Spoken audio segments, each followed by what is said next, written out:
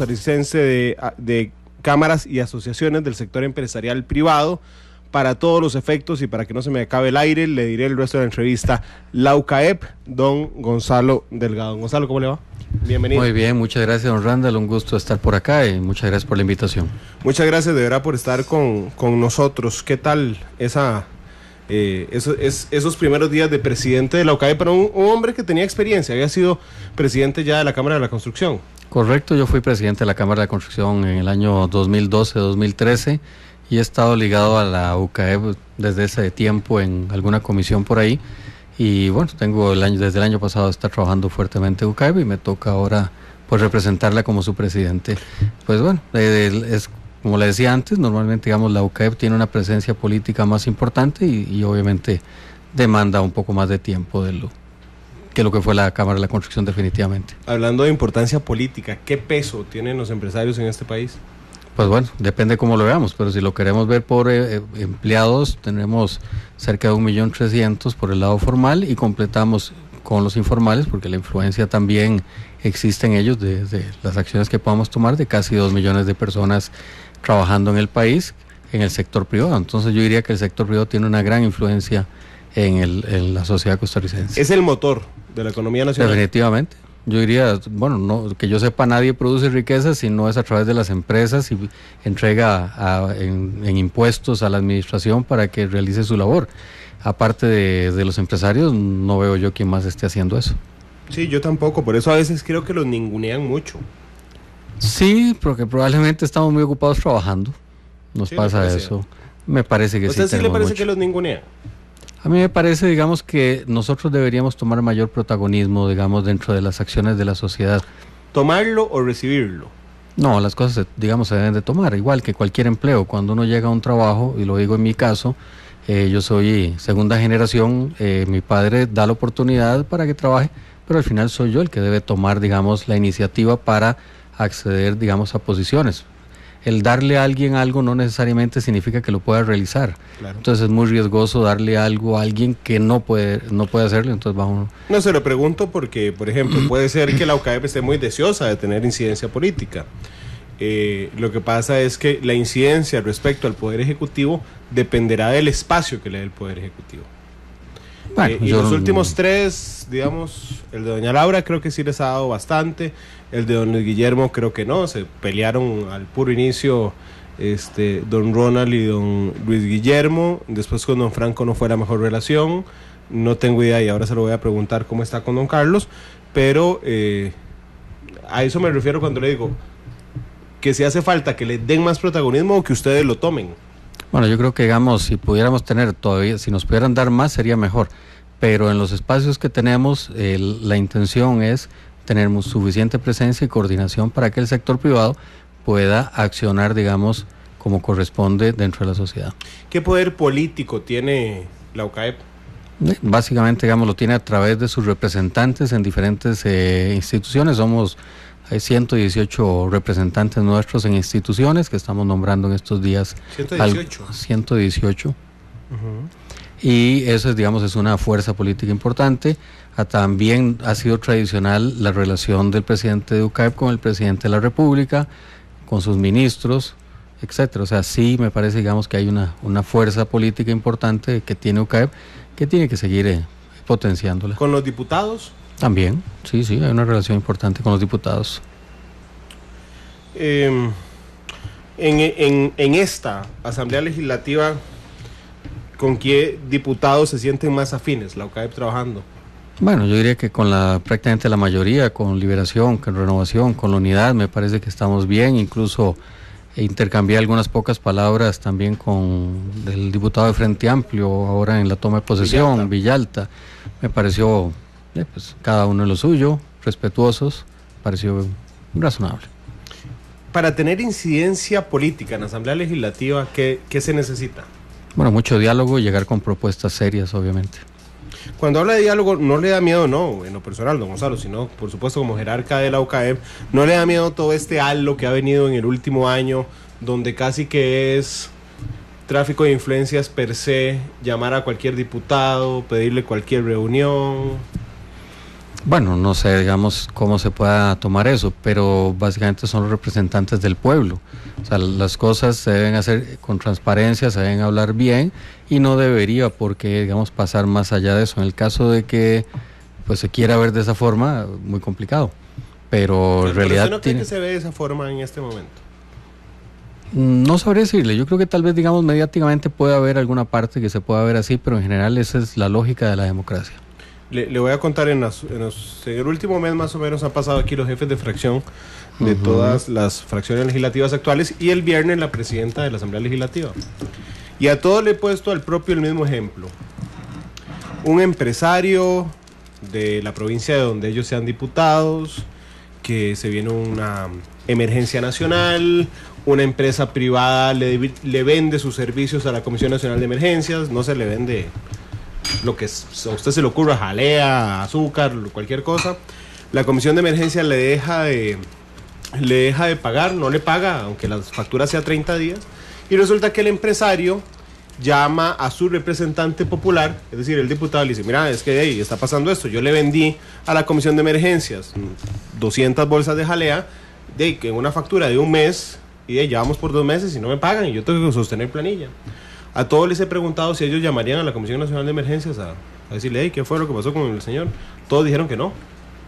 Bueno, yo probablemente tampoco, si fuera el caso de las jaleas, yo no pediría, digamos, que llamen en función de la empresa, en la empresa que represento. Pero permítame, le pongo el otro ejemplo para navegar en su respuesta. En esa misma emergencia, en Alajuela, pongamos que es, una señora de 90 años pierde la casa por las lluvias. Llama al diputado, que es su representante, y le dice cuáles son los requisitos para tener una casa. Perdí la casa con 92 años. Ajá. ¿En algunos se ve algo malo? En el caso de la señora, me parece que eso es lo lógico, porque es su representante, ¿verdad?, en el pueblo. ¿Y en el caso del empresario? Y en el caso del empresario, me parece que hay un negocio diferente y hay otras vías legales para atenderlo. Probablemente, digamos, hacer un requerimiento de pago a la institución a través de un abogado, y puede ser que termine en un juicio civil o en algún contencioso administrativo para el pago. ¿Por qué el empresario no podría acudir a su representante político también? Digo, hay diputados que son diputados representantes de gente que es empresaria. Claro, lo que pasa es que, digamos, en los temas particulares de negocios, por lo menos en el caso mío, me parece que no corresponde y las vías son otras, digamos.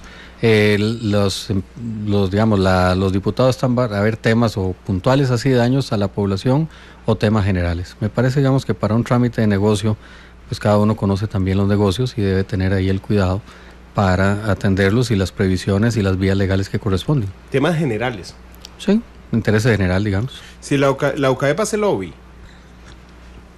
Bueno, en Costa Rica, como el lobby arrancó en un lobby en Washington, pues digamos que lo que se hace es conversar con diputados acerca, digamos, temas como el plan fiscal, etcétera, pues son temas muy generales sobre propuestas que se hacen.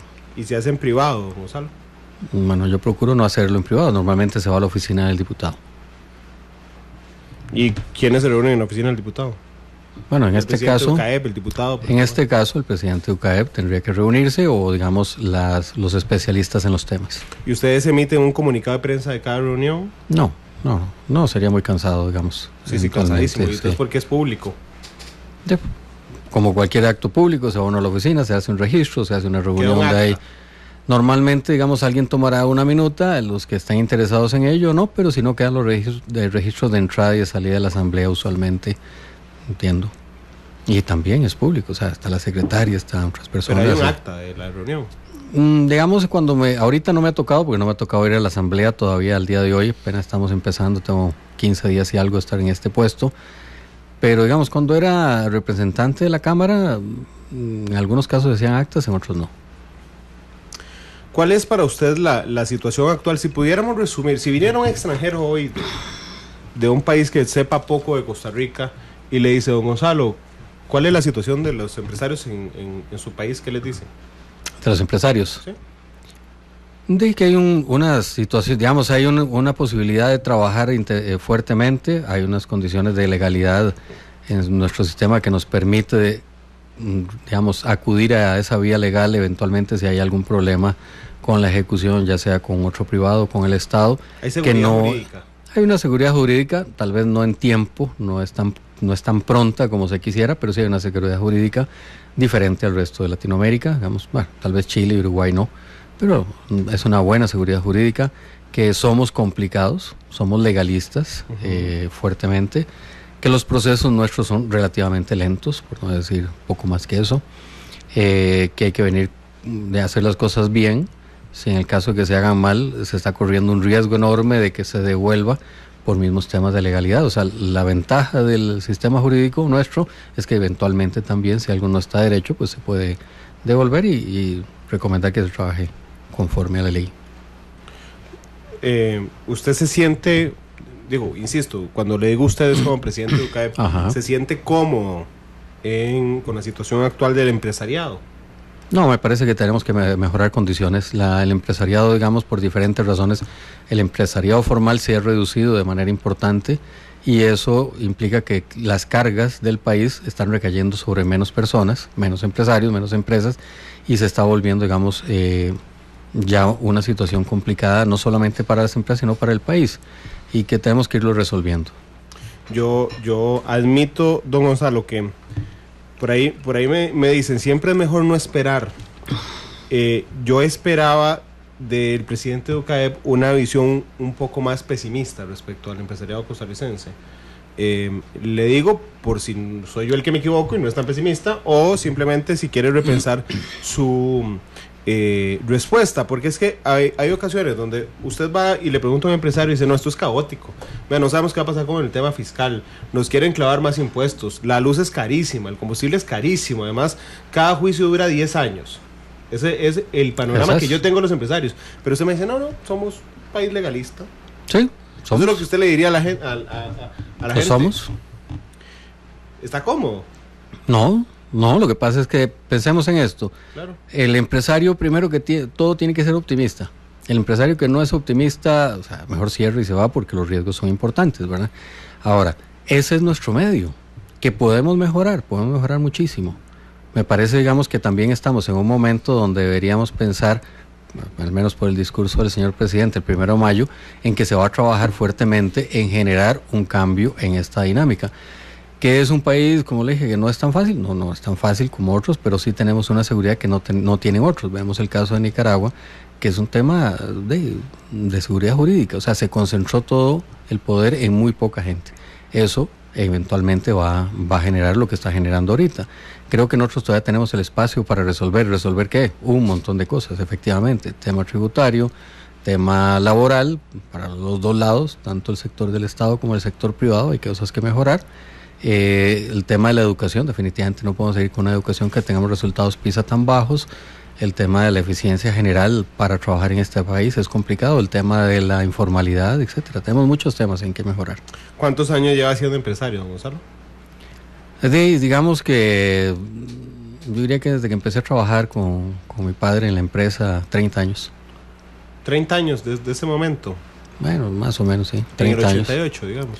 Empecé en enero de 88. Bueno, para las matemáticas, parece ingeniero usted, ¿no? Sí. Podría optar por una segunda carrera un día. Yo creo que estaría bien también. Si no se va cansando de esto también. No me voy cansando. No hay grupera que no chime, tranquilo. No. Pero la pregunta de cuánto tiempo era, porque yo le quería preguntar ¿cuál es el peor momento de los empresarios costarricenses de los últimos 10 años?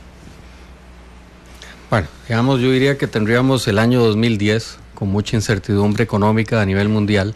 Ajá. Eso generó, digamos, una incertidumbre en todos los sectores, no solamente construcción, el comercio también y la dinámica económica que viene abajo. Me parece que fue uno de los problemas grandes. Existe, digamos, obviamente una incertidumbre cuando el sistema político tradicional cambia con el gobierno anterior, ¿verdad? Y ahorita, pues digamos que estamos en un proceso todavía de otro tipo de incertidumbre muy fuerte con el tema económico, definitivamente. Pero ¿cuál es peor año, 2010 o 2018? Yo diría que 2018, porque depende o sea, tenemos que arreglar varias cosas en muy poco plazo y son situaciones que se han pateado muchos años. Antes de 2010, que usted recuerde, ¿cuál es el peor momento del empresariado costarricense? Antes del 2010, yo diría que tiene que ser cerca de los 90. Bueno, el peor momento para atrás tuvo que haber sido el gobierno de Rodrigo Carazo, definitivamente. Claro, una inflación, no sé, 100% de evaluación de hasta 60%. Y vamos a ver, según el ranking que yo estoy haciendo, el peor momento es ese, ¿verdad? Ajá. El segundo peor momento es ahora. Ok, vamos parecido. Eso estoy captándole bien lo que me quiere decir. Me parece bien. Y aún así usted es positivo, Gonzalo. Imagínese. El segundo peor momento en los últimos 40 años de la historia del país para los empresarios. Imagínese. Si no, habría que cerrar y las puertas, poner candado no, irse. yo, por supuesto, no lo estoy invitando a cerrar. Trabajo también en una empresa privada. Claro. Lo que me refiero es el nivel de preocupación. Yo usted lo veo tranquilo, no solo positivo. Creo que tiene razón usted, una característica inherente a los empresarios es ser positivos, porque si no, no podrían enfrentar los retos del día. Pero yo usted lo noto confiado y tranquilo de que todo irá bien. Yo a veces veo a algunos empresarios que vienen aquí, se sientan, me dicen, por Dios, la gasolina y la luz y todo, y realmente uno se estresa y le dicen a uno, es que no sé cómo va a sostener la planilla de aquí a fin de año. Yo sé, no, usted que es el conjunto, digamos, y me dice, no, sí, estamos en un mal momento, pero yo sigo positivo. Sí, claro. Sí. Si no, de verdad, no hubiera asumido este puesto, no hubiera asumido la responsabilidad, no estaría trabajando, digamos, para organizarnos como empresarios para buscar soluciones, definitivamente. Ahora, una cosa es estar tranquilo y una cosa es decir, nada va a pasar. No, al contrario, estamos siendo muy proactivos en buscar alternativas para solucionar, pero me parece que si entramos en pánico, la situación va a ser más complicada. Pero sí tenemos muchas cosas, como le decía antes. ¿Cuál es? Infraestructura, no se la dije antes. Claro. Infraestructura está complicadísima. El tren, digamos, que da pena. O sea, el tren da pena que funcione. Un sistema subvencionado a no sé cuánto, y qué porcentaje, ¿verdad? No, Gonzalo, si ese extranjero que le pregunta a usted es de Arabia Saudita y usted le dice, o de Irán, y le dice cómo es la situación. De Irán está complicado ahorita, mejor pongamos otro. No, pero es por lo que le voy a decir. Okay. Como ahí estaban los persas en Irán, entonces el empresario se le dice, Gonzalo, le regalo esta lamparita, pida 3 deseos, los que usted quiera para el empresariado tico. ¿Qué pide? 3 cosas que usted diga, si yo estuviera en mis manos ya las resuelvo en ese instante. Podría pedir probablemente, digamos, una mejor concordia entre sectores. Tenemos una rivalidad interna entre la sociedad. ¿Entre cuáles sectores? Discúlpeme, en general. En general, sí, creo que como sociedad estamos muy partidos, necesitamos volvernos a unificar.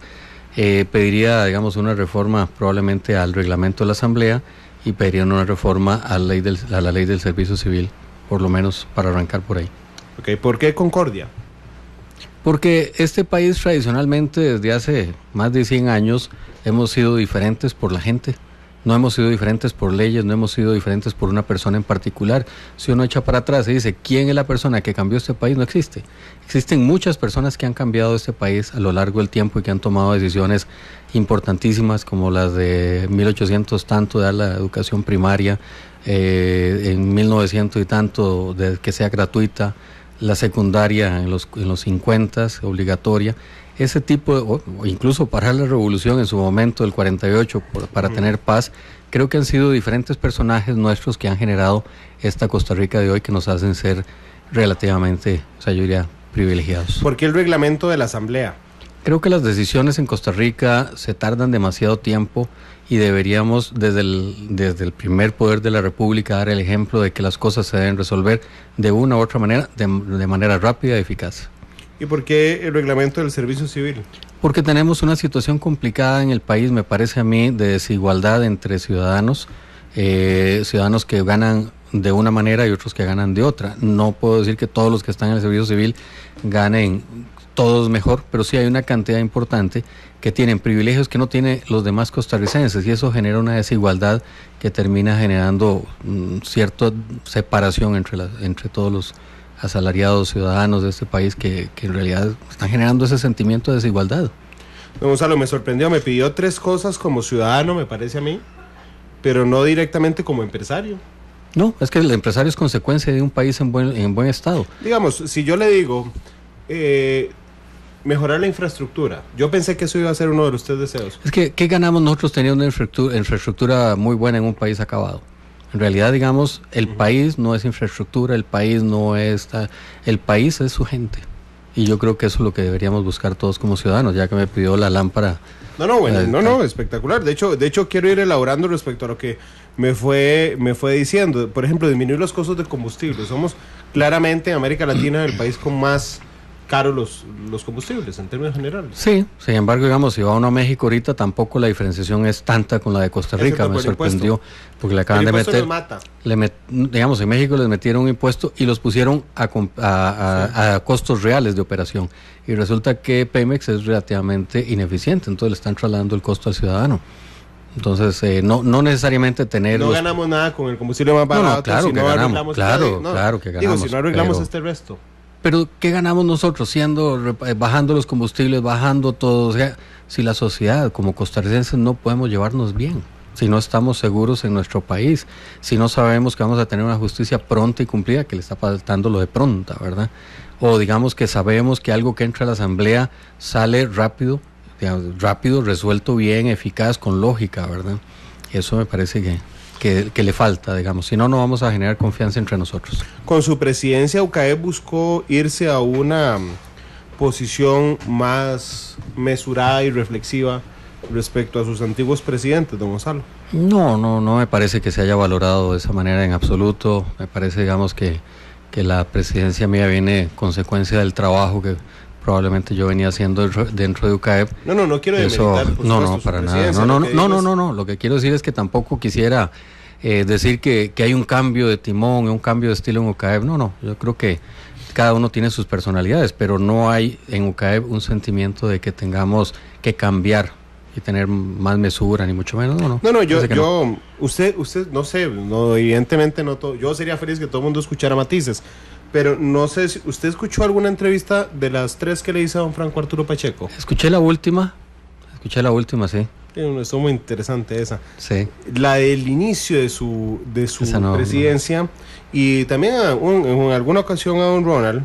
Ajá. Cuando le digo el cambio es por esto. Yo estoy seguro que cuando yo les hubiera ofrecido la lámpara mágica de Aladino, efectivamente hubieran visto directamente respecto al tema empresariado. O sea, es decir, ¿qué pediría yo? Que bajen la electricidad, que disminuyan los combustibles, mejores carreteras, prácticamente la lista al niño. Y entonces hoy viene el presidente de UCAEP y me dice, no, yo pediría concordia entre los sectores en general, pediría un cambio de reglamento de la Asamblea Legislativa y pediría un cambio que tiene que ver con el servicio civil, que no tiene nada que ver con los empresarios, tiene que ver con el país. Exactamente, tiene que ver con el país. Y yo creo que ninguno de nosotros en este momento puede pensar egoístamente en solo su sector, porque al final de cuentas, ¿qué ganamos? Nada. Aprendió, ahora sí, aquí le están diciendo que usted es un estadista, le dice Juan Carlos Delgado. Muchas gracias, porque nunca me he visto así, pero bueno, está bien, muchas gracias. Cuando usted va para atrás, y lo despersonalizo, no en el caso de don Franco o en el caso de don Ronald, en términos generales la UCAEP, ¿usted cree que la UCAEP aprendió la lección de trabajar contra un gobierno que no le era muy afín? Bueno, realmente, digamos, como le digo, yo estoy ya en el seno del Consejo desde enero del año pasado y me pareció que la relación era de don Franco con el señor presidente Luis Guillermo, era bastante razonable, se conversaban, se escribían, los necesariamente... Los dos tipos son buena gente a muerte. Los dos, don Franco y el expresidente Solís. Sí. Pero eso no significa que el gobierno sea afín a los empresarios. No necesariamente lo es. Y habían, digamos, algunos aspectos, digamos, que yo veía que efectivamente, digamos, no coincidían y que tenían diferencias bastante grandes y así quedaron, ¿verdad? Ninguno de los dos aflojaba en ese sentido. Claro, ¿usted cree que, por eso le pregunto, ¿usted cree que UCAEP aprendió de eso? O sea, en el sentido de que por primera vez hace muchos años, desde el 82, le toca a un gobierno del cual no saben qué esperar, sobre el cual hay grandes expectativas ciudadanas, pero que hace un trabajo económico que tiene enormes dudas. Así es. Y entonces cada vez que uno en el gobierno anterior entrevistaba a empresarios o gente de UCAEP, decía, no, es que el gobierno no ha avanzado en esto, no ha avanzado en aquello, le suelta mucho a los sindicatos, y entonces pareciera que los dos aprendieron. Cuando me refiero a los dos es, por una parte, el nuevo gobierno, decir, suave, llevamos la cosa más en paz, y por otro lado, la UCAEP. ¿Qué le parece? Bueno, podría ser. Tal vez es más fácil verlo desde afuera, como usted lo está viendo, que uno que está adentro. Pero, digamos, me parece que que en retrospectiva, digamos, todos los sectores nos estamos acomodando a una sociedad diferente. Creo que esta sociedad va a tender a generar, digamos, ese tipo de cambios. Lo estamos viendo en el resto de Latinoamérica, los gobiernos tradicionales están perdiendo espacio, los políticos tradicionales también, y los empresarios tendremos que adaptarnos a esa realidad, si no, pues va a cambiar también. Digo, no por eso, no por sentirse muy cómodo, era que la UCAEP deseaba prácticamente con todas las fuerzas de que Fabricio Alvarado fuera el presidente y no don Carlos. Me parece, digamos, que de alguna manera don Fabricio tal vez representaba, digamos, una economía, digamos, más tradicional. Me parece que también, digamos, habían personas que eran más afines al sector privado, definitivamente, y eso se consideraba como una posibilidad de avanzar rápido en la solución de los problemas que tenemos ahora y que todos sabemos que los tenemos y que hay que resolver. Y me parece que al final de cuentas ya ahora tenemos un gobierno con don Carlos, y esperamos que ese gobierno de don Carlos también haya aprendido del gobierno anterior que hay cosas importantes, la economía es muy importante. En el gobierno anterior su prioridad fue la paz social. Bueno, se puede entender, pero una paz social sin un respaldo económico es muy complicado sostenerlo, ¿verdad? Y por eso estamos ahora con estas prisas que pensamos que podían haber esperado hace 2 o 3 años, ¿no? Usted ve en el arranque de esta administración y en el arranque de su presidencia en UCAEP, usted ve un mejor ritmo que el esperado. O sea, lo que me refiero es, cuando UCAEP va con don Fabricio es claramente por eso, porque tiene personas más afines, porque yo siento que se siente más cómodo jugando en esa cancha. Resulta que llega un árbitro que no es, y entonces tienen que jugar, pero lo sorprenden en el camino y dicen, esto va avanzando rápido, va bien, o no, si se cumplen las expectativas de, era más fácil con don Fabricio. Yo diría que, bueno, ya lo que pudo haber sido con don Fabricio es muy difícil pronosticarlo, pero digamos, ahorita con lo que se ha visto del gobierno de don Carlos, me parece que ha sido muy ecuánime en la parte económica. Me parece que, digamos, doña Rocío en Hacienda es una señal clara de que tenemos que tomar con mayor seriedad nuestras finanzas. No conozco al señor del Banco Central, pero me han hablado muy bien. Eso quiere decir, don Rodrigo, sí, no lo conozco, pero eso significa que por el lado económico quieren ir resolviendo las cosas. Por el lado del Ministerio de Obras Públicas y Transportes, don Rodolfo me parece que está actuando con mucha serenidad, va bien. Esperamos que convoque a los consejos, al CONAVI y al de concesiones, para que ya empiece a darle forma a los proyectos de fondo, los de verdad, digamos, que necesita el país.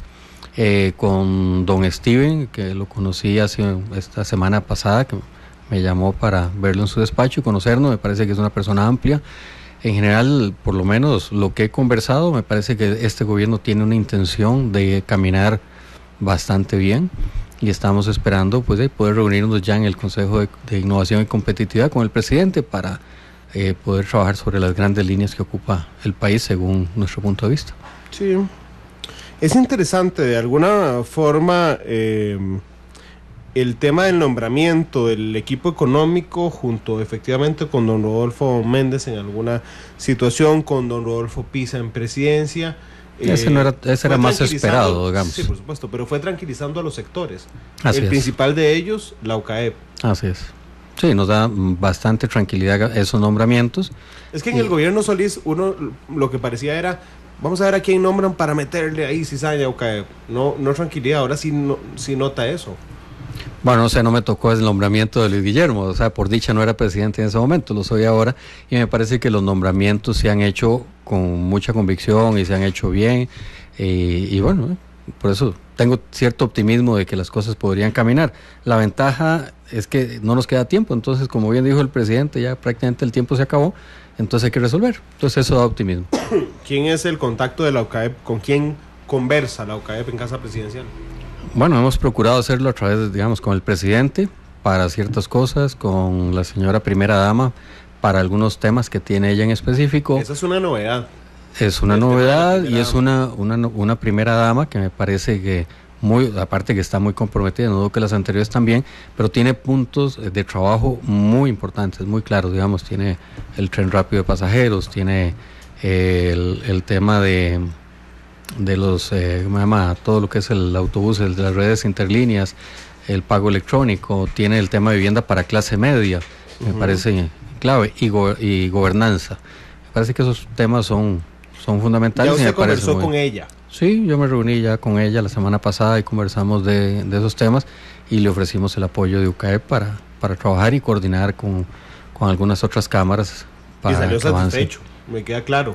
Sí, me parece que tiene una semana y algo, está trabajando, ya tiene claro su línea, me parece que está bien. ¿Lo convenció a la primera dama, Gonzalo? Bueno, yo no sé, digamos, yo no llegaría tanto a convencer, pero sí me parece que hizo un planteamiento muy favorable y que apoyaremos en todo lo posible para que avance de esa forma. ¿Este gobierno sorprendió a los empresarios, el arranque? Me parece que sí, podría decir que sorprendió positivamente, digamos, con una primera dama muy trabajadora, con esos nombramientos que ya hablamos, con mesura. Me parece que ha estado bien. Incluso el discurso del presidente, cuando habla sobre modernizar el servicio civil, también nos da mucha esperanza, ¿verdad? Con el presidente Alvarado ya conversó. He conversado con él, ya conversé con él el 1 de mayo, unas pocas palabras por el tema de agendas, y conversé con él la semana pasada, o también otros minutos por ahí. ¿En reunión? No, una conversación informal, hablamos de diferentes temas. Igual me está hablando de que nos estamos acomodando, los dos nos estamos acomodando en el puesto. Bueno. Y en el puesto, porque los dos prácticamente, es más, él arrancó una semana después mío. Claro. Entonces todos nos estamos acomodando. Usted le lleva una semana de ventaja. Le lleva una semana de ventaja y una semana menos. En los temas de fondo, ¿le dio tiempo de conversarse algo? Básicamente hablamos sobre el Consejo de Innovación y Competitividad, que era importante que lo llamara. Él comentó que sí, lo tenía en mente y iba a procurar resolverlo pronto. En cuanto a ministros o jerarcas que tengan relación directa con UCAEP, trabajo, usted lo mencionó ahora. Sí. Economía, por ejemplo, le incluyo yo, comercio exterior también. Tenemos una reunión con comercio exterior el día de mañana para conversar y conocernos. Con doña Dialá. Con Dialá, sí. ¿Con economía? Con economía todavía no hemos tenido el contacto. Ok, obras públicas entiendo que sí. Ya me reuní con don Rodolfo, sí. ¿Cómo le fue con don Rodolfo? Bien, me parece que él trae las ideas muy claras de lo que se requiere hacer en el país. Por estar en construcción obviamente he estado en algunos grupos de infraestructura y me parece que don Rodolfo ha absorbido bien toda esa información y sabe que hay que empezar a desarrollar. Ya empezó con los topics que venimos hablándolos desde hace tiempos. Ruta 32, que hay que corregir el rumbo, me parece muy bueno, y ahí digamos va a tener que trabajar fuertemente con algunas instituciones para reubicación de servicios y algunas expropiaciones, pero bueno, digamos San Ramón San Carlos también tiene claro que hay que retomar ese proceso para que lograr que termine ya un costo definitivo, ¿no? Por ejemplo, hay otros temillas ahí. Ya casi le voy a hablar sobre la relación de UCAEP con los diputados, que tiene fuerte incidencia, para cerrar después sobre los temas fiscales que está planteando el gobierno de la República. Pero quería leerle algunos comentarios que están en Facebook Live. Dice Carlos Sánchez: es ingenuo decir que el invitado no está pensando en el sector privado. Bajar o frenar los salarios del sector público, que realmente no son salarios altos, está íntimamente relacionado con mantener bajos los salarios del sector privado, que en promedio son muy bajos, insuficientes para las familias que viven dignamente. Bueno, está bonita la manera en que lo presenta. Digamos, en realidad los salarios, no es que el sector privado esté buscando rebajar salarios, ni mucho menos. O sea, lo que estamos buscando es que los salarios tengan una relación con la productividad. Digamos, si uno compara la productividad de Costa Rica con la de Estados Unidos, entonces empieza a entender por qué allá se gana más. La productividad nuestra es muy baja. Ahora, y si tomamos, en el caso de los empleados públicos, los salarios, podemos, tal vez para que no lo diga un empresario, tomemos la información de la OSDE que publicó hace 2 semanas y tanto, donde efectivamente Costa Rica no es el país que tiene más salarios por habitante, pero sí es el más caro en el costo de los salarios. Es el que más gasta. Es el que más gasta, exactamente, y tiene menos empleados. Entonces, obviamente, una relación importante en el costo de esos salarios. Mario Cibaja dice: es que ustedes iban con Fabricio Alvarado porque creían que lo iban a manejar a su antojo. Pero Alejandro Bolaños dice: qué sensato, Gonzalo, muy moderado. Rodrigo Zumbado dice: me parece una persona sincera y respetuosa y humilde, lo felicito. Muchas gracias. Juan Carlos Delgado dice: lo económico no hay duda, simplemente no hay nada más. Santa Rocío de las Nieves tiene la palabra, hablando de la ministra de Hacienda. Diego Moya dice: me gusta mucho el discurso del señor invitado, muy mesurado, se oye muy sabio y concuerdo con lo de ser un facilitador de la sociedad. Muy Gladys amable. Albán nos reporta sintonía. Juan Carlos dice, salió muy elegante. Esa fue la respuesta de estadista que le dije. Alejandro dice, tiene razón, una cosa es sucumbirse, irse por el drama o decir esto es lo que hay y no voy a cerrar la empresa. Él es muy claro en que se sigue o se cierra. José Chacón dice, es que hay que estar tranquilos porque el tico hasta cuando no le llega el agua al cuello no reacciona. Bueno, pero yo creo que ya tenemos el agua al cuello. O sea, el problema de seguir pateando la bola es que el agua ya no va a llegar al cuello, sino que nos va a pasar la sien y va a pasar la cabeza. Y las situaciones, digamos, económicas podríamos decir, se arreglan muy rápidamente en una economía. Y podemos para eso ver temas como Argentina, Chile, Venezuela, etcétera. O sea, son economías que rápidamente cayeron cuando el desbalance económico llegó a cierto punto, ¿verdad? Y no se pueden honrar las deudas por digamos, la amortización o el pago de interés. Inmediatamente hay una caída en la calificación, suben los intereses y rápidamente una sociedad se deteriora con una velocidad que no hemos experimentado nosotros en muchísimos años. No nos ha tocado, gracias a Dios, eso, y creo que deberíamos apurarnos a resolver esta situación fiscal, que no, o sea, y lo pongo como fiscal porque no es de impuestos necesariamente, es una situación fiscal, tenemos un desbalance y tenemos que buscar el esfuerzo de toda la sociedad para resolverlo. Bernardo Badilla dice, es que los empresarios bailan al son de la música que les pongan. No les quedó más que trabajar con este gobierno, me parece que lo que está intentando decir. No, pero yo creo que hay que ser realistas. Sí, nos sorprendió positivamente y también los empresarios vivimos con realidades. Yo diría que esa es una realidad. Esto es el gobierno y estamos trabajando y estamos dando lo mejor para que camine. Sería ilógico pensar que vamos a fustigar a este gobierno o ponerle zancadillas, porque la zancadilla sería para todos nosotros. La relación con los diputados. Usted me dijo que habían inclusive hablado con Villalta. Hablé con él, sí, el día del traspaso. ¿Cómo siente esa, permítame decirlo en términos muy populares, esa llegada de los empresarios a los diputados? Bueno, me parece, digamos, que ahorita hay un buen ambiente en general, digamos, los diputados están empezando, me parece que dando buenas señas, dándole la presidencia al PAC, me parece que fue una buena seña de que quisiéramos trabajar todos ellos en conjunto con el gobierno. De parte nuestra, pues fue bien recibida también esa actitud y ahorita empezaremos a trabajar fuertemente con ellos porque acaban de conformar las comisiones, entonces antes de eso pues no tenía mucho sentido, pero sí hay que empezar a ver el tema de cómo resolver estos temas pendientes grandes. Fiscal, empecemos por fiscal, educación tiene que resolverse. También tenemos que empezar a ver los presupuestos en función de la lógica de una casa, por decirlo fácil. De la plata no se puede destinar como un porcentaje de algo que uno no gana. Los porcentajes no pueden darse en relación al PIB, por ejemplo, si los impuestos vienen en otra relación, ¿verdad? 2:42, permítame hacer una pausa. Claro, con todo gusto. Vamos a hablar justamente de los temas fiscales y de los grandes problemas estructurales del país y cómo resolverlos desde el punto de vista, además de la UCAEP. Son las 2:42. Les ruego que se mantengan en Facebook Live con nosotros y en vivo a través de la radio de Costa Rica. Ya volvemos.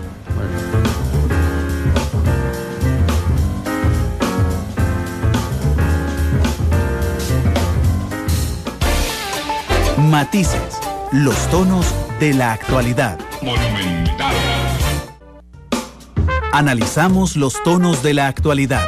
Exploramos sus contrastes. Matices.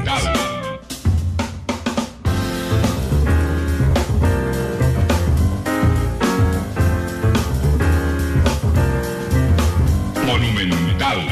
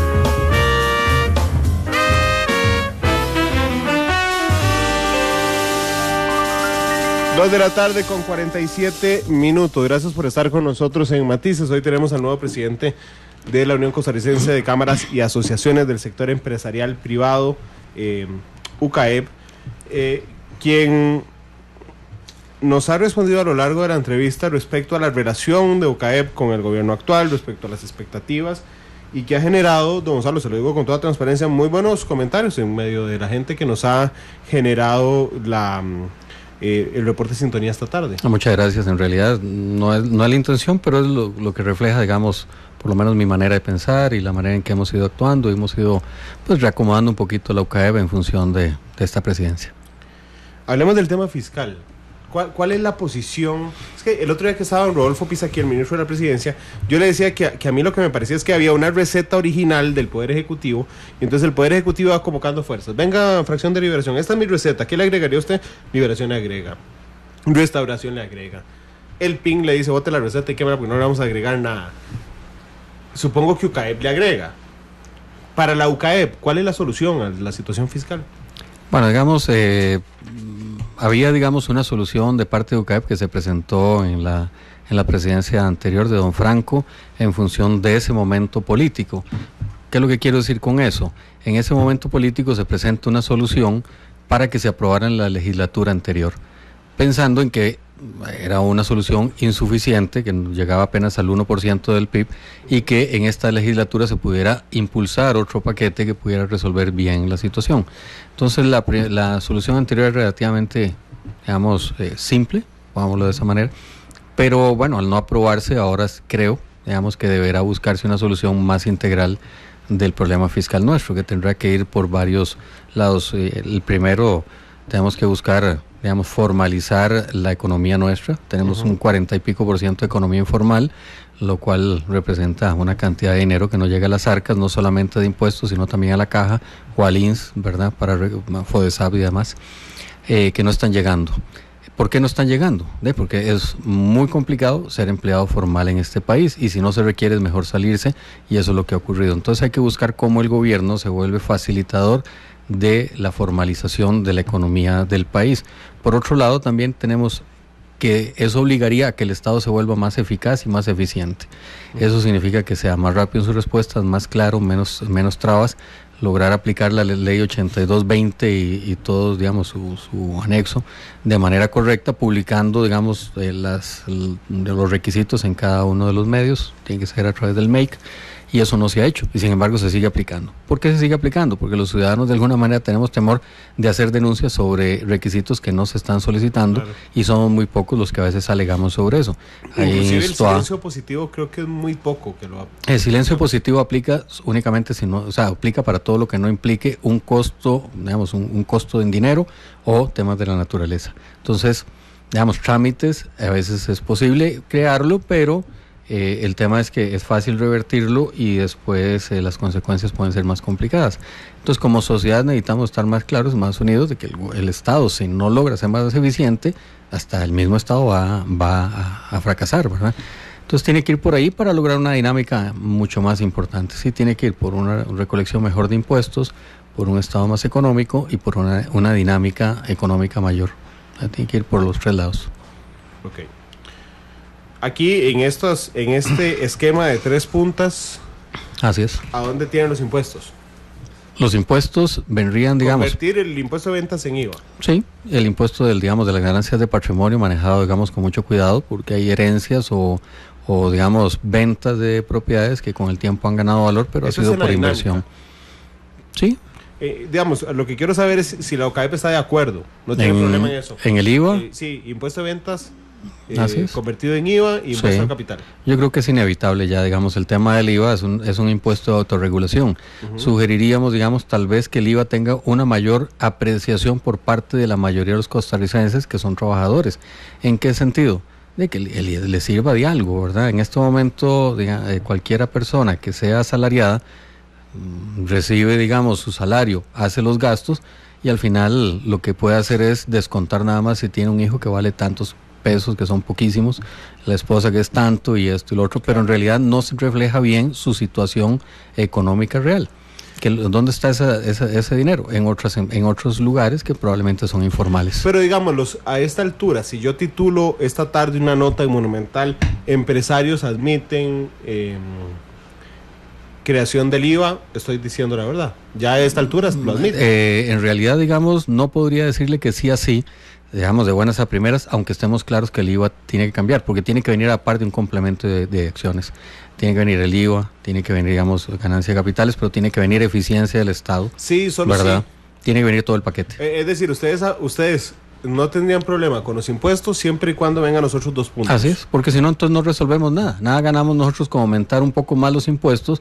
Dejamos que le echemos 2 o 3 puntos del PIB a los impuestos. Muy difícil, y lo voy a decir, digamos, si uno revisa el aumento de ingresos, de impuestos del gobierno del 2010 a la fecha, siempre ha duplicado la inflación o cuadruplicado la inflación. O sea, ha crecido mucho más que la inflación en la recolección de impuestos. Quiere decir que el sector privado está contribuyendo más allá de la inflación en la entrega de dinero para el Estado. Pero el Estado duplica ese aumento en gasto.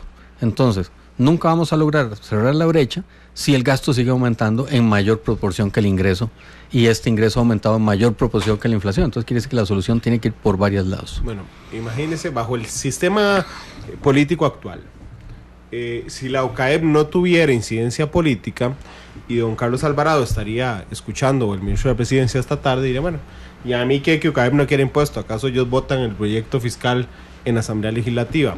A eso me refiero con incidencia política. Ustedes pueden, si no están de acuerdo, presionar de tal forma a Presidencia o a la Asamblea Legislativa que no apruebe impuestos si no viene acompañado de otros temas que tienen que ver con eficiencia y gasto. Tendremos que hacerlo, definitivamente. Pero sí tienen el músculo para hacerlo. Bueno, esperamos que sí. Esperamos que a nivel político podamos influir en la Asamblea Legislativa suficiente para que la solución sea integral. Yo creo que tampoco es un tema solamente del sector privado. Yo creo que todos tenemos claros de que si decidimos ir únicamente vía impuestos, las cargas que le corresponden a las empresas formales van a aumentar. Ya en este momento, si sumamos, para empezar por lo fácil, por las patentes, por la caja, por eso, y después renta y lo demás, estamos en tasas del 52%. O sea, realmente un empresario termina pagando prácticamente la mitad de la utilidad en diferentes cargas de gobierno. Ustedes, si yo resumo, digamos, su posición respecto a que ustedes le bloquearían al gobierno su plan fiscal si no viene acompañado de eficiencia y formalización, ¿estoy en lo correcto? Podríamos decir que le vamos a ayudar al gobierno para que incluya las 3 cosas. Si el gobierno quiere. Pues obviamente si el gobierno quiere, pero si no quiere, seguiremos insistiendo y haremos el trabajo en los actores. No, yo diría que, digamos, yo creo que en este país es difícil que una sola fuerza pueda bloquear todo. Ay, ¿estás seguro, Gonzalo? O sea, estoy empezando, todavía estoy aquí inocente. Acabo de ver para atrás y me encontré 4,000 ejemplos. No sé, Costa Rica, digamos, podría pensarse que una de las fuerzas podría generar, digamos, por lo menos un tiempo de reflexión para eso. O sea, yo no podría decirle en esto, entonces se lo puedo. Yo creo que sería importante. No, lo que sí es importante es que digamos, como fuerza política que es UCAEP, realmente haga ver que la solución de solo subir impuestos no va a funcionar. La estadística ha dado que cada vez que se suben impuestos hay un incremento en el corto plazo y una disminución en el largo, y un aumento en la informalidad. Entonces yo creo que eso ya lo hemos experimentado 2 o 3 veces, y tocaría en este momento más bien buscar una fórmula diferente. Si lo seguimos haciendo lo mismo, vamos a terminar en lo mismo, ¿verdad? Nada más que con costos más altos de producción, que ya de por sí no son bajos. Un día eso estaba aquí la Contralora General de la República. Ajá. Y cuando le dije que algunos diputados habían hablado de 6 meses, se le bajó la presión, tuve que pedirle 2 cafés a Chelita. Sí, porque con me azúcar dijo, y todo. ¿cómo? Quedó 6 meses no damos, Randall. Entonces yo le quiero preguntar, si no damos 6 meses, ¿qué está haciendo la UCAEP hoy ya para intentar que se imponga su criterio respecto a que solo permitirán pasar impuestos si tienen que ver además con eficiencia y con formalización? Estamos, digamos, ahorita readecuando la posición ya para ser más claros a la opinión pública, y esperaría que en 1 semana, 2 semanas ya estemos trabajando fuerte con la Comisión Fiscal de la Asamblea Legislativa, presentando nuestras posiciones. ¿Eso lo ha hablado con doña Claudia o con el presidente? No, no sé, no hemos tenido el espacio. Doña Claudia no está en el tema fiscal, entonces no es la persona. Y me parece que no debe uno pues respetarle y meterse en temas de que no le corresponde. Con el presidente, como le digo, hemos hablado poco, pero no hemos llegado a tocar el tema ese formalmente. Espero que podamos hacerlo prontamente. Don Gonzalo, discúlpeme mi invasión a su intimidad, pero vamos a ver, yo entiendo, el tema de la tecnología es un milagro en muchas cosas, entonces yo entiendo que usted se tope al presidente en la toma de posesión, hable en un momento y listo, pero no sé si intercambiaron números de teléfono, por ejemplo. Sí. Yo en algunos casos cuando necesito contactar a un ministro le escribo por WhatsApp y le pregunto, a esto quiero consultarle si tienen una comunicación fluida, es decir, por lo menos se mensajean. Yo entiendo que el presidente está muy apretado de tiempo, pero se mensajean, por lo menos. Sí, nos hemos mensajeado un par de veces apenas. Que no sean memes de la final. No, porque es que no sé con cuál le digo. Ayer lo vi que no hubiera violencia y todo, entonces mejor dejémoslo. No, porque no sé cuál equipo le va. ¿Usted es sapricista? Sí. Hombre, me habría dicho eso, ya entiendo por qué anda tan positivo. Pero pues imagínense, no vamos a estar positivos con el partido de ayer, 10 jugadores y todo. No, pero han hablado de esos temas. Y en penales. No hemos hablado de esos temas. La verdad, hemos hablado, de iniciar el Consejo de Innovación y Competitividad, que es el lugar donde se deben conversar esos temas, y quedamos en que iba a resolver cuando iniciaba. Ok, permítame ir a los 3 puntos que usted me señaló: la formalización económica, la eficiencia del Estado y el dinamismo económico. Yo entiendo el problema de la formalización, es decir, hay un montón de gente que no paga seguro, hay un montón de gente que no paga seguros de riesgo, digamos, que tienen que ver con el INSS, que no paga impuestos, pero ¿cómo hacemos para mejorar eso y volverlos a jalar, digamos, hacia la economía formal? Bueno, que en realidad, todos los servicios que ellos estén dando en la economía informal tengan un valor para las personas que reciben ese servicio. Las personas que reciben esos servicios en su gran mayoría son ciudadanos asalariados, por decir algo, en una pulpería, en un bar, etcétera, y que esas facturas puedan servir al ciudadano para descargarlo de su pago de impuesto de renta. Al final de cuentas, si recordamos aquella película de Wall Street, el dinero no se pierde, pasa de manos. Entonces lo que tenemos que encontrar es en qué manos quedó el dinero, y normalmente no está quedando en los asalariados, está quedando en un sector de empresas que, por ser informal, pues probablemente no tenga que pagar y está quedando ahí en el limbo. Es decir, que si usted le genera un incentivo a la gente para que se formalice, ¿usted cree que la gente sí se formalice? Sí, claro, si a una persona, como Don Randall, que gana, no, mentira, pero pongamos una persona que se gane 500,000 pesos, 600,000 pesos. Anda por ahí. Ya, o pongamos, ahí no, porque está exento, pero no creo que ande por ahí, pero bueno, está bien. Pero que esté sobre el mínimo, que pagan impuestos, que es 700 algo. Fueran 900,000 colones, y le digan, bueno, sobre esos 200 de exceso, si usted me demuestra en qué gastó ese dinero completo, tampoco paga. ¿Por qué? Porque al final de cuentas está uno apretando a la gente que está apretada, y el dinero está quedando en, personas o empresarios que está del lado informal. Y eso me parece, que podría ser el mecanismo que nos puede resolver el tema, generando ese interés de las personas que... ¿Eso cuesta mucho? No, yo creería que no, porque en realidad el tema ya andaría por un sistema de cómputo más eficaz que pueda procesar y cruzar la información, y por otro lado buscar las personas. Obviamente, un asalariado le va a costar mucho conseguir un contador que le haga el montaje, pero es muy fácil conseguir dentro del montón de contadores y personas que hay en el país que se promocione el tema de que busque gente y le diga, yo le hago su declaración mes a mes o trimestralmente, como quiera, júnteme todos los papeles, yo se lo acomodo, lo mando a tributación, y más bien sea tributación la que le dé un reintegro por esa información, que va a ser definitivamente mucho más barato que lo que estamos haciendo en este momento, y formalizaría el 40% de la economía, que fácil serán, 3 puntos. Es interesante, muy interesante, Gonzalo, se lo admito. Lo que pasa es que usted es sapricista, por lo tanto es muy positivo. A mí me cuesta. Bueno, pero usted es Cartago y usted tiene mayor perseverancia que cualquiera aquí, ¿no? Eso sí. Estoy absolutamente de acuerdo. Aunque no siempre soy tan perseverante, pero lo que me cuesta es decir, bueno, vamos a generar este plan para que se ponga en funcionamiento de inmediato.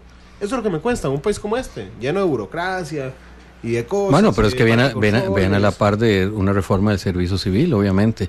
La reforma del servicio civil tiene que actuar. ¿Y qué significa para mí una reforma del servicio civil? Que todos seamos igualiticos. ¿Qué significa igualiticos? Todos bajo el régimen de la ley de trabajo. Y entonces, efectivamente, si hay una persona que no está haciendo su trabajo, no cumple con eficiencia, o en un plan de reestructuración necesita reconocerle un salario mayor, bueno, se le reconoce un salario mayor, y si hay una persona que no cumple, pues tendrá que retirarse, como es natural. Es que a veces nosotros tenemos la idea de que las cosas son como permanentes, y no existe eso. Ya tenemos ejemplos como Grecia y España y toda esta situación, Argentina, Venezuela, no, las cosas no son permanentes. Y si nosotros no actuamos y nos ajustamos a nuestra realidad, van a caérsenos muy, muy rápido. Y creo que es lo que debemos evitar. Bueno, pero es que, vamos a ver, los ticos somos particularmente mal pensados. Entonces, el tema de la factura electrónica, Sí. digo, en teoría es espectacular. Espectacular, digo en teoría, porque genera un control inmediato. Ajá. Y algunos beneficios aquí en reporte. Pero bueno, usted le pregunta al promedio y le dicen, esto es un negociazo a las empresas que hacen la factura electrónica. No. Yo creo que, digamos, ahí tal vez yo sería escéptico en función del comercio informal. El comercio informal no le va a entregar factura, y la persona que va a pedir la factura tampoco lo va a pedir porque no le sirve. No la puedes contar. No le sirve.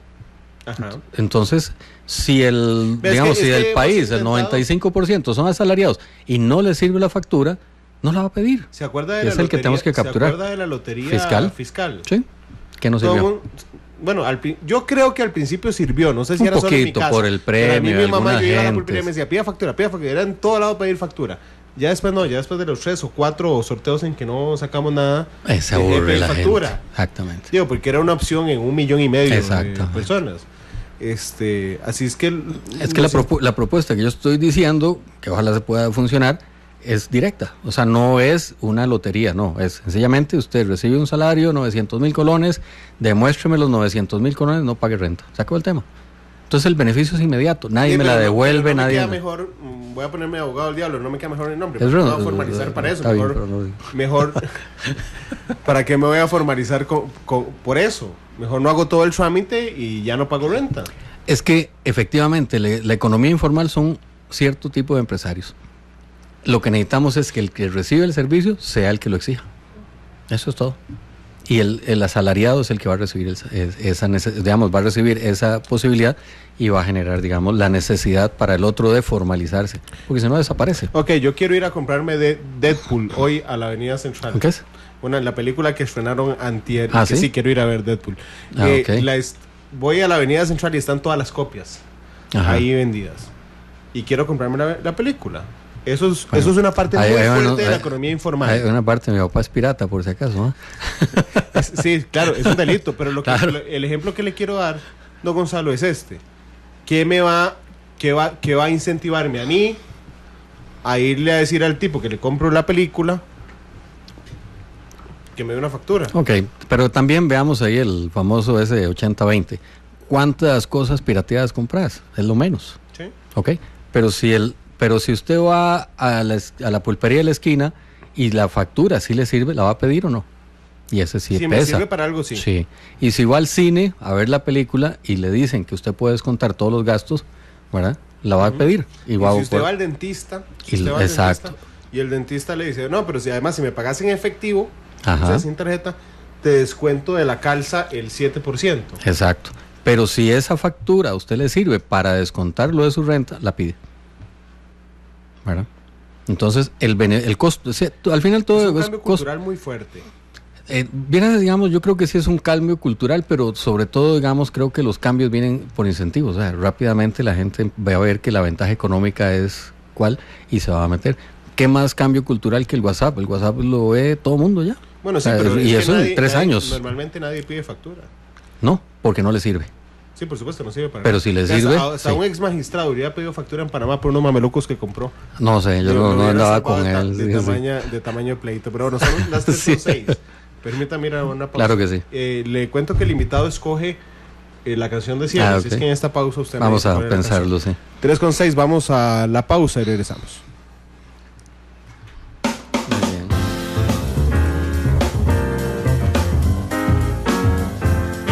Porque la realidad tiene muchos tonos, matices. Monumental. Matices, porque la realidad tiene muchos tonos.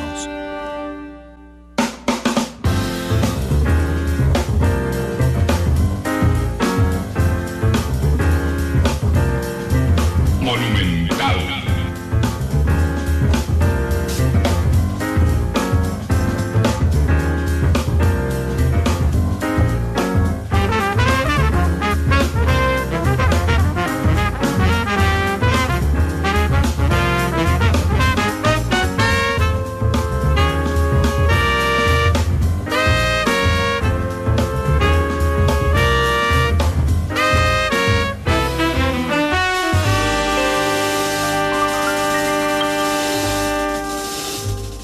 Con todo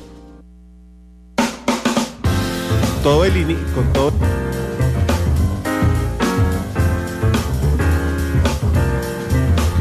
3 de la tarde con 10 minutos. Gracias por estar con nosotros en Matices. Yo le quiero preguntar a la gente respecto, y así me da una bofetada de lo pesimista que soy yo, como Cartago.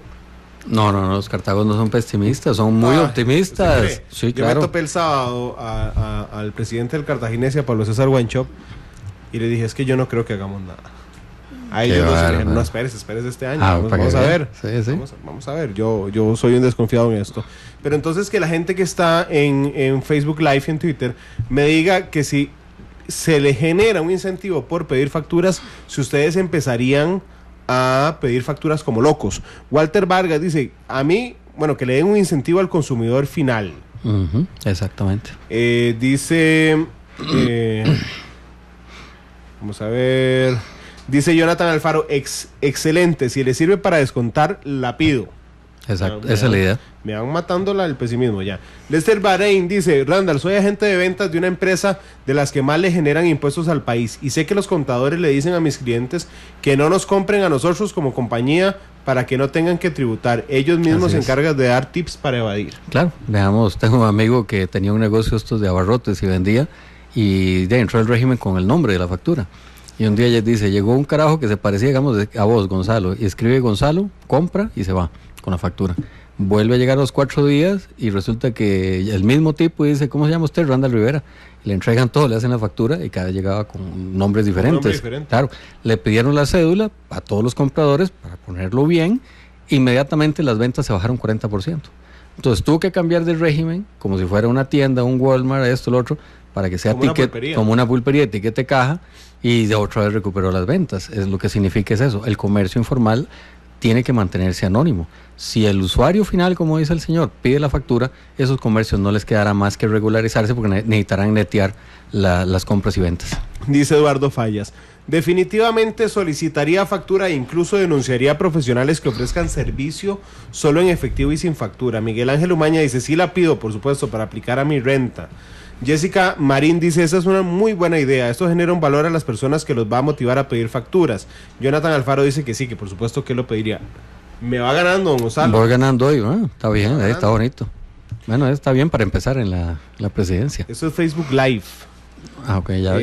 Dice Cazul, don Gonzalo, pero ¿de qué sirve una factura a un asalariado? Alguien que no tiene una empresa, que no tiene de dónde disminuir la renta. Esa es la parte, eso es lo que digo yo, es una injusticia, digamos, desde ese punto de vista. Un asalariado en una factura el día de hoy no le sirve de nada, absolutamente nada.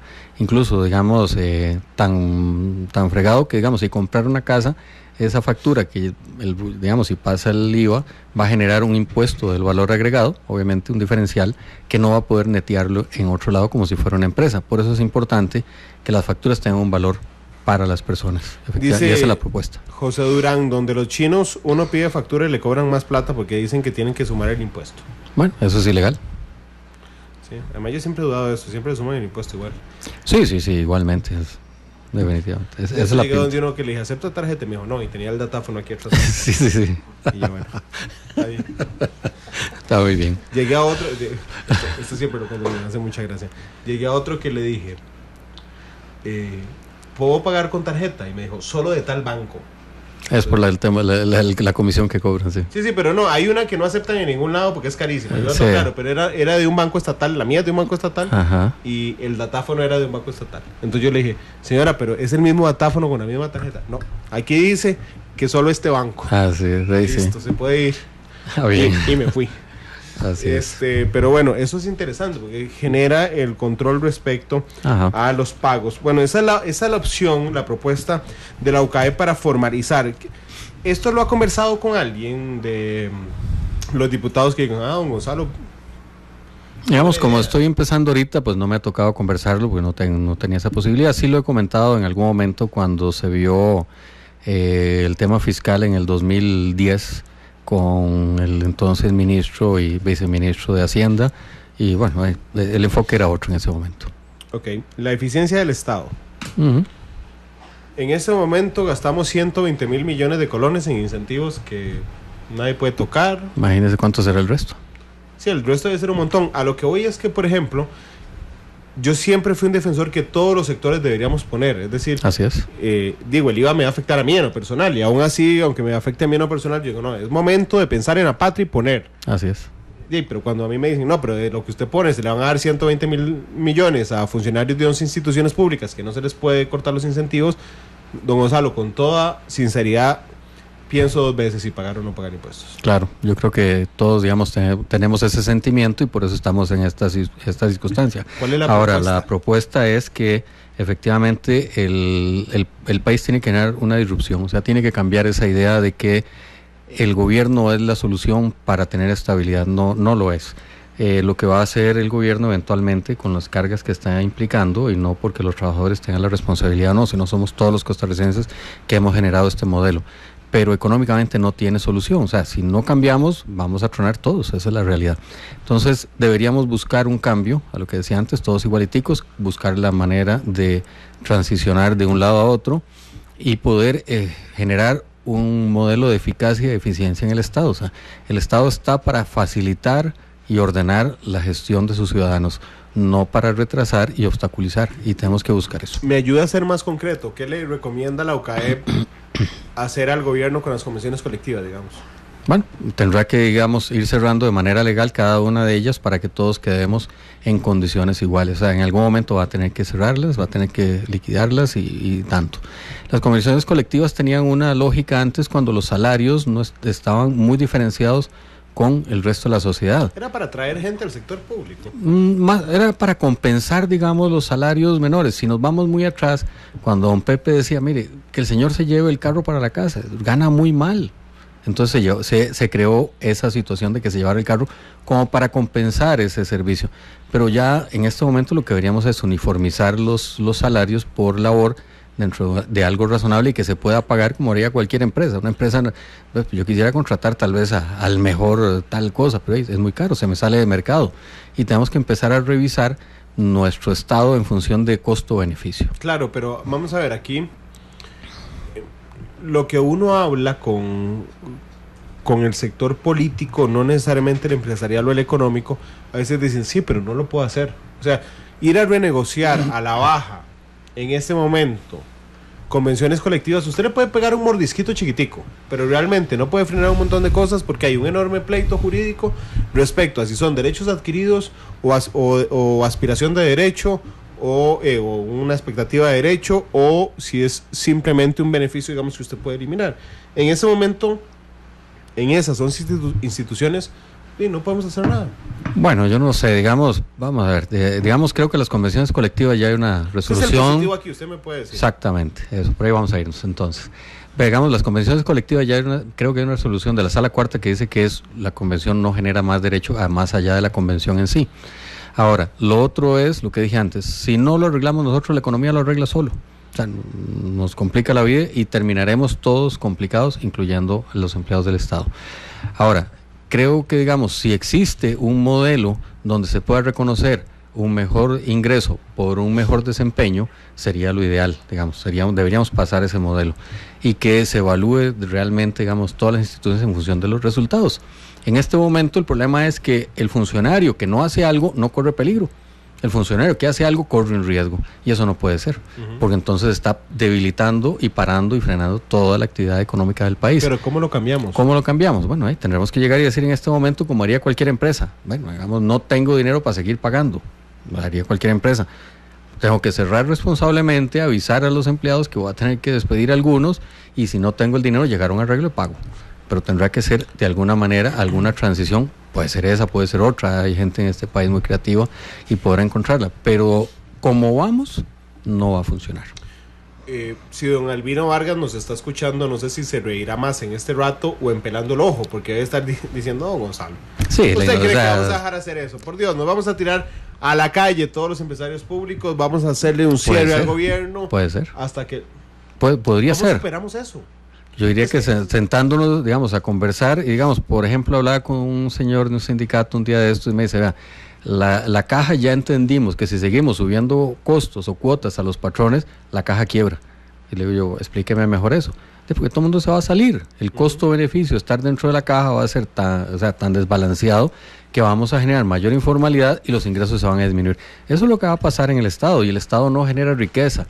Lo único que está generando es inflación si tiene que empeñarse en crear dinero para ello, ¿no? La propuesta en un titular, Ajá. la propuesta respecto al empleo público por parte de la UCAEP al gobierno, ¿cuál es? ¿Disminuir la planilla del Estado, disminuir los incentivos? No, tiene que ir a buscar una eficiencia y una eficacia en la función que va a pasar probablemente por una reforma de ley y probablemente un estudio de cada una de las instituciones para reformarse y muy probablemente, digamos, ajustar los trabajos de cada una de las personas para que tengan resultado, y el que no, pues ahí cambie la persona. ¿Usted cree que, digo, a puro ojo de buen empresario, veamos ¿usted así, cree que sobren los empleados públicos en Costa Rica? si lo vemos con la cantidad de OSDE, no es que sobran tantísimos tampoco. Lo que sí tenemos es un costo muy alto por operarlo.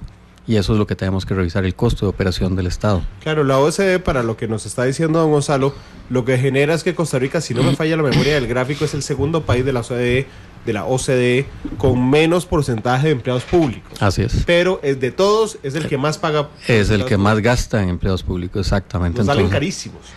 nos salen, digamos, en proporción, digamos, no es extraño que seamos más caros que países europeos, ¿verdad? Por empleado. Por los pluses también. Sí, por el plus, es por vacaciones. No, es que no solamente son derechos de vacaciones y demás, que eso genera mucha distancia con el resto. Y los recortes estos que hace el gobierno, entonces sale don Rodolfo Pisa y dice, casi no vamos a viajar. Hay un exdiputado que decía, quitémosle la pensión a 7 expresidentes de la República. Sí, son símbolos, en realidad, me parece que también, digamos, esos símbolos son importantes. Eventualmente, digamos, pueden servir de ejemplo para poder arrancar una reforma que de verdad tenga fondo. Bueno, en realidad eso no le pellizca, esas cosas, aparte de ser símbolos en la parte económica, no genera. No, me parece, digamos, que no va a ser una diferencia. La diferencia tiene que ser... No, yo no diría populismo, es una reacción, digamos, es generar un símbolo de que estamos teniendo una actitud por reducir el gasto. Ya hay una actitud por reducir el gasto. Por lo menos en símbolos, pareciera que sí. Claro, es que vamos a ver, aquí está el problema, Gonzalo. Cuando cuando los símbolos se quedan sin consistencia real, se perdió el esfuerzo. Es populismo. Digamos, pongámosle, se perdió el esfuerzo. Si fuera una empresa que queremos hacer un cambio de cultura y se queda en el camino, es una falta de esfuerzo y una falta de orientación. Diego, es decirle a la gente lo que quiere escuchar por no hacer nada. Bueno, digamos, no sabría si esa es la definición de populismo, pero digamos que es un desánimo al menos y una situación que y tampoco nos resuelve nada. Claro, pero ¿este gobierno le parece consistente? Me parece que en las 2 semanas que lleva, me ha parecido que el discurso ha sido consistente, por lo menos hasta estas 2 semanas, y oír a un presidente en su discurso inaugural decir, vamos a revisar y modernizar el servicio civil, eso no lo había oído antes. Entonces me parece que hay un mensaje. Y la elección, como le dije, de los representantes en diferentes ministerios, yo creo que es otro mensaje muy claro de arreglar ese tema. Estoy seguro que conversaremos muchas veces a lo largo de su presidencia de la UCAEP. No, hombre, con todo gusto, claro que sí. Muchas gracias por venir. Muy amable, muchas gracias, don Randall, un gusto conocerlo. Igualmente, escogió una canción que yo le admito, a veces cuando voy solo en el carro, escucho exactamente esa versión que usted pidió. ¿sí? Cierro las ventanas para que nadie me vea cantando como loco, pero realmente es una muy buena versión. ¿Usted le dice, por favor, a la gente cuál fue la canción que escogió? Claro, con mucho gusto. La canción que escogí, mucho por la línea optimista que me calificó don Randall hoy, es la versión de concierto de Miguel Ríos en su concierto famoso, el Rock and Ríos, que se llama El Himno de la Alegría, que tiene un preámbulo que a mí me parece que le da muchísima fuerza a esa canción. Es espectacular. Para mí sí. Digo, usted es un soñador, yo además. Bueno, No sí, la verdad que sí. Es, sí, digamos que sí. La verdad que sí. Quisiera haber hecho esta entrevista si hubieran perdido la final, a ver qué resulta. Bueno, esa es la ventaja. La ganamos, así que veremos el próximo campeonato cómo nos va. Ya creo que me va a invitar para ese. Lo invito ya. Gracias. 3:24, Miguel Ríos despide Matices. Los invito mañana a 2 de la tarde. Estará con nosotros ya un liberado exministro de Justicia, don Marco Fioli, contándonos en retrospectiva lo que pasó en justicia este año. 3:24, hasta luego, feliz tarde.